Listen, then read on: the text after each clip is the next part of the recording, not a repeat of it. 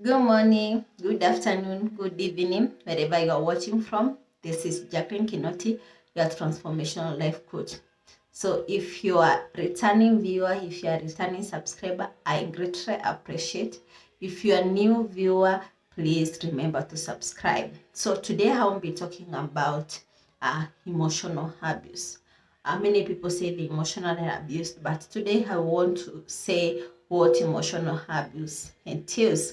And when you talk about emotional abuse, you're talking about that pattern of behavior in which an abuser insults, humiliates, or instills fear on an individual or on a child in order to control them. And so today I want to talk about emotional child abuse. When do we say that a child is emotionally abused? And so when a child, a child as a child, they depend on the caregiver to provide them emotional support and the emotional needs. A child is supposed to be seen, to be heard, and to be loved. And most of the people say that a child is supposed to be seen and not to be heard. And that is not true, because a child requires someone that they can go to, and they can share what they are going through with someone that can support them, someone that can guide them. And so when a child is emotionally abused, it's a child that feels unworthy, it's a child that feels unloved, it's a child that our emotions or his emotions are invalidated. For example, when a child comes and tell you they were bullied in school, and you as a caregiver, you tend to invalidate that and say it didn't happen. That's how emotional abuse comes about. Emotional abuse also comes about as a constant rejection on a child. For example, when a child comes to you and they tell you maybe, Mom, I want to speak to you, or Dad, I want to speak to you, and you tell them, can't you see I'm busy right now?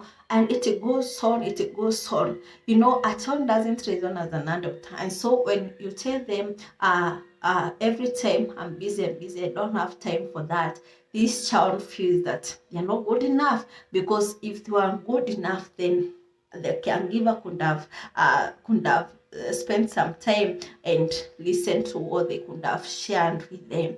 So when a child is constantly rejected, a child is constantly being teased, bullied, yelled at, those times that maybe a person makes they have their pains, but they are projecting the pain to the child. They just shout to this child, they just yell, they just insult this child. And now this is what impact their core experiences and also impact on their emotional development. So it's very important as a caregiver to understand, to be conscious, and being a conscious parent is working on yourself so that you can dissolve your pain, you can dissolve your trauma, so that you can't project your pain on a child. Because I usually say, if a person that is not healing the heart, they will blame on people that never cut them. And so maybe you may be at maybe in your job place, and you come and project the pain on the child, and that child doesn't know. They don't have that reasoning that an adult has, and it makes them feel they are not what they are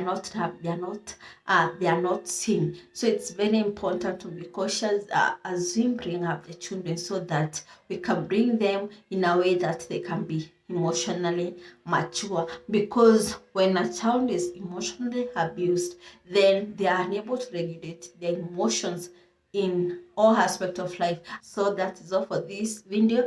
So keep on lookout, because I'll be going to talk about more on emotional abuse, sense that you can know if you're emotionally abused, and various ways that you can be able to heal.